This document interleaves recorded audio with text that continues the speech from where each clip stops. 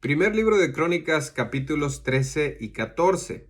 El capítulo 13 se nos habla de que el rey David, una vez que ya se establece en Jerusalén y que ya empieza a ser reconocido como rey, una de las primeras cosas que hace es traer el arca del pacto a Jerusalén. Ya hemos hablado del arca del pacto en otros capítulos. Era una pequeña caja donde Dios había puesto ciertas cosas como las tablas de la ley, la vara de Aarón. Y esa arca representaba la presencia y la gloria de Dios. Bueno, mientras Saúl fue rey y un tiempo, unos años que Samuel fue juez, esta arca permaneció en la casa de Abinadab, un levita. Casi 70 años o 70 años estuvo ahí en esa casa de Abinadab. Así que David quería que regresara. Fíjense cómo David puso a Dios en primer lugar. Él dijo, yo soy rey, pero realmente el rey es Dios y yo lo tengo que tener cerca. Repito, no es que el arca era Dios, no es que la adoraban como Dios, pero sí representaba la presencia de Dios. Así que de los versos 1 al 4 del capítulo 13, hacen el plan para traer el arca del pacto a Jerusalén. Traigamos el arca de nuestro Dios a nosotros. David, repito, desde el inicio demuestra darle el primer lugar a Dios. De los versos 5 al 8 se nos narra la procesión del arca. Ahora, aquí hay un error muy grande que David comete y Dios va a mostrar su poder, su gloria, pero no de la manera que él busca, sino matando a un hombre porque hay un error que cometen al traer esta arca.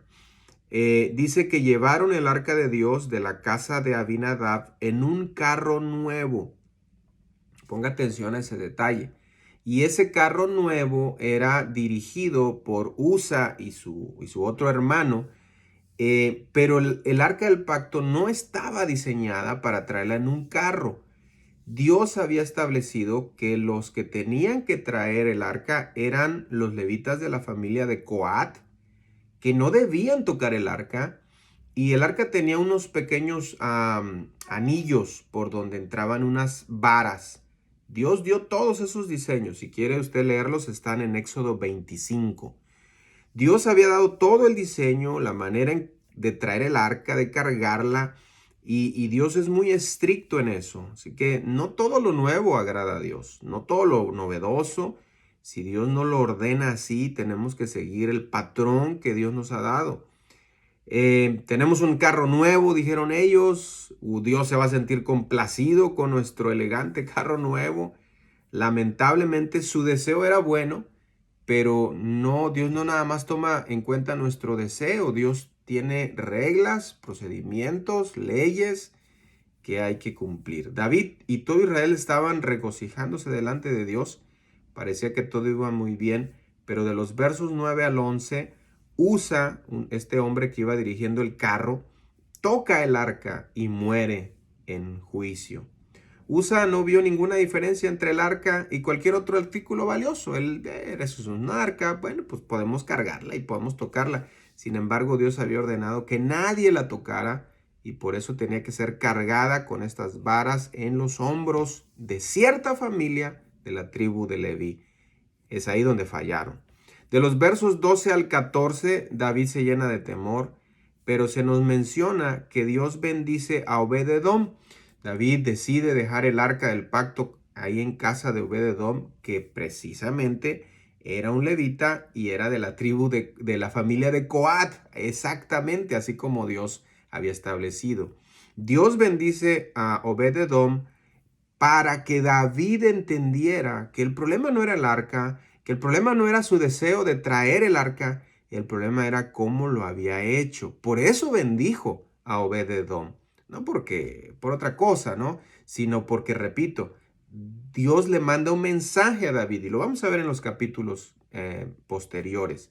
Le manda un mensaje a David diciendo, hey, mira, no es que esté enojado con el pueblo, no estoy enojado, el arca puede estar, pero con lo que yo he establecido. Capítulo 14. El trono de David es confirmado en Jerusalén. Dice que en este capítulo que Hiram, rey de Tiro, envió a David embajadores y le envió madera, cedro, albañiles, carpinteros, le envió todo para que le edificasen una casa a él, una casa real.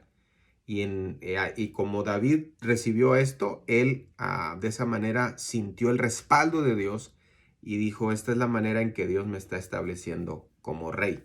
De los versos 3 al 7 de este capítulo 14, se nos habla de los hijos de David nacidos en Jerusalén. David toma más esposas, tiene más hijos, es un hecho histórico, pero no es un hecho aprobado por Dios, de tal manera que esto le trae problemas en un futuro. Y después, la segunda parte del capítulo, se nos narran dos victorias que tiene David sobre los filisteos. El éxito de David trajo nuevos desafíos. Él ya estaba estableciéndose, todo iba marchando más o menos bien. Entonces el diablo no quería quedarse atrás, así que puso manos a la obra y trajo oposición contra David. De los versos 11 al 12, David derrota a los filisteos en Baal Pesarim. Y de los versos 13 al 17, David derrota otra vez a los filisteos, dos veces, dos batallas donde él los derrotó. En las dos batallas David consultó a Dios y en las dos batallas David hizo como Dios le mandó.